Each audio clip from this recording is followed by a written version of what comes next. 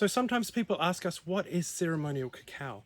Well, to be classified as pure, authentic ceremonial cacao, firstly, the cacao has to come from an origin of ancestral use. And that's why we are here in Peru, because Peru is the home of cacao. This plant here is 10 million years old, and it was domesticated first in Peru some 7,500 to 8,000 years ago. So the tribes have used this as a traditional plant medicine for thousands of years before the Spanish came and took it to Europe and changed it into what we now know as chocolate. Now, the other thing that qualifies it as being ceremonial is the way in which this cacao is grown, cultivated, and prepared. One of the things that we do before we harvest this cacao is we do a ceremony in which we give love, offerings, and gratitude to Pachamama, or Mother Earth.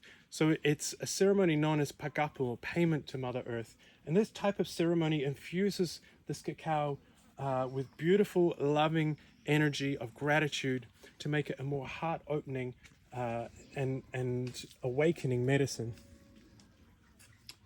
I'll talk about ancestral. The other thing that makes this ceremonial grade cacao is the history and the ancestry of this plant.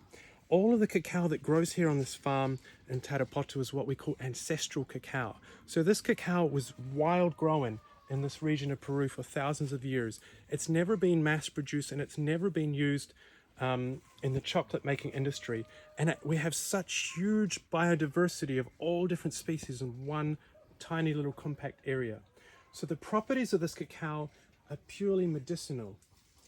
These cacao pods are low yielding. We can only make, with this one tree, maybe 1 or 2 blocks a year maximum. So what we find with ancestral cacao is we have really powerful medicinal properties, but we have low yielding cacao. And this is another reason why we call it ceremonial, because its intention is not for chocolate production. Its intention is for the ancestral use of this plant, like the local tribes here have used it for thousands of years, and that is for medicine and spiritual practice.